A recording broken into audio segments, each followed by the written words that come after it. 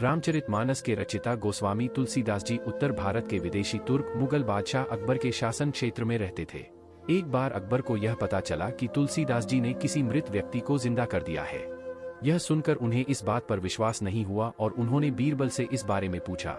बीरबल ने बताया कि उन्होंने रामचरितमानस लिखी है, वे एक पहुंचे हुए कवि हैं। यह सुनकर बादशाह ने तुलसीदास जी को अपने सामने हाजिर होने का फरमान भेजा। अकबर के सैनिकों ने तुलसीदास जी के पास जाकर कहा कि बादशाह ने तुम्हें हाजिर होने को कहा है। तुलसीदास जी ने कहा कि मेरे तो एक ही बादशाह है, प्रभु श्री राम। मैं तो भगवान श्री राम का भक्त हूँ, मुझे किसी बादशाह या लाल किले से क्या लेना देना।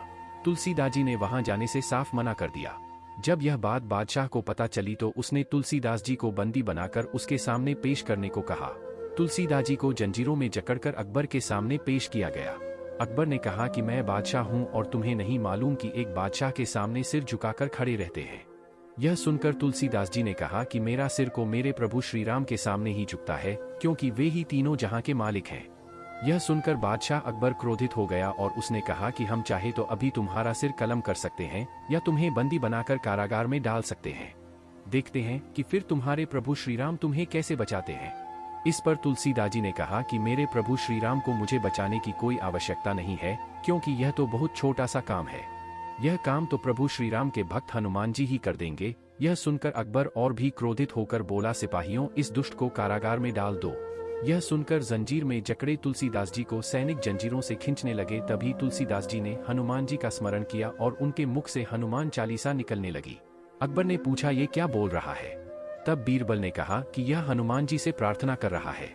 तुलसीदास जी हनुमान चालीसा पढ़ ही रहे थे कि तभी थोड़ी देर में ही वहां पर लाखों बंदरों ने एक साथ हमला बोल दिया।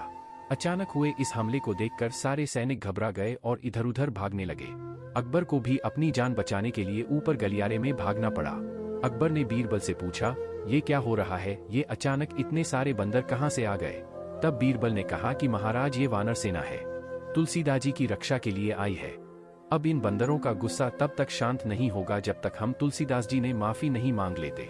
हमारा यहाँ से बचकर भागना मुश्किल है। हुजूर, आप करिश्मा देखना चाहते थे तो देखिए श्री राम भक्त हनुमान जी का करिश्मा। यह सुनकर अकबर घबरा गया और तुलसीदास जी से क्षमा मांगने लगा। तुलसीदास जी ने कहा कि मैं क्षमा करने वाला कौन हूँ? मैं तो अपने प्रभु का दास हूँ।